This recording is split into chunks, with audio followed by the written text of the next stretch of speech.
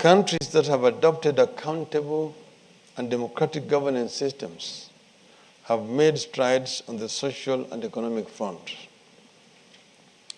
These countries are reaping the democracy dividend that ensures sound management of public resources and political stability through regular, credible elections and peaceful and predictable transfers of power. These gains created a prolonged period of stability that allowed a new wave of investment. So far, so good throughout the picture. However, as I said at the start, these gains are threatened by the absence of sustained momentum for deepening democracy in Africa. I want to agree with the former UN Secretary General, Kofi Annan, who said, and I quote, "Democracy is not just about one day every 4 or 5 years when elections are held, but a system of government that respects the separation of powers, fundamental freedoms like the freedom of thought, religion, expression, association, and assembly, and the rule of law."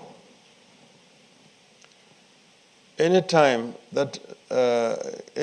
regime that rides roughshod on these principles loses its democratic legitimacy, regardless of whether it initially won an election, unquote.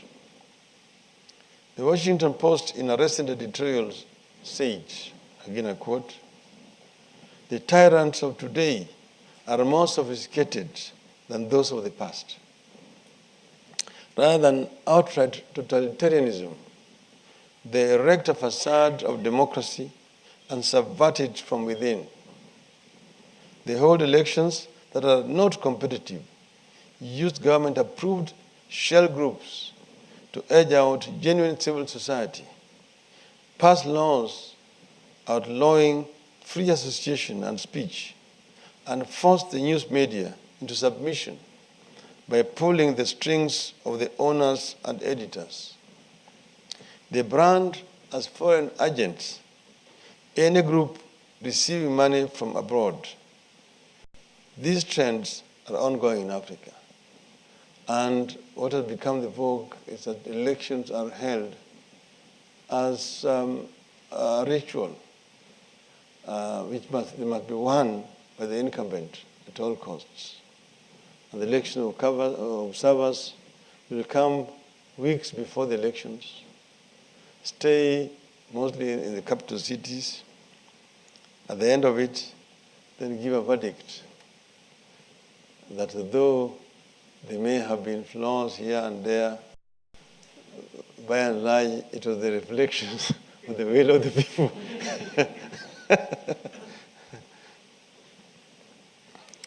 Regular multi-party elections have not translated into good governance and respect for the rule of law and fundamental freedoms. That's why there's new thinking that rather than focus on elections alone, there's need to focus on building freer societies, separation of powers, independence of the media and the judiciary, devolution of power and resources, restriction on presidential power, and respect for term limits. While the West has previously underwritten democracy, it appears to be pulling back.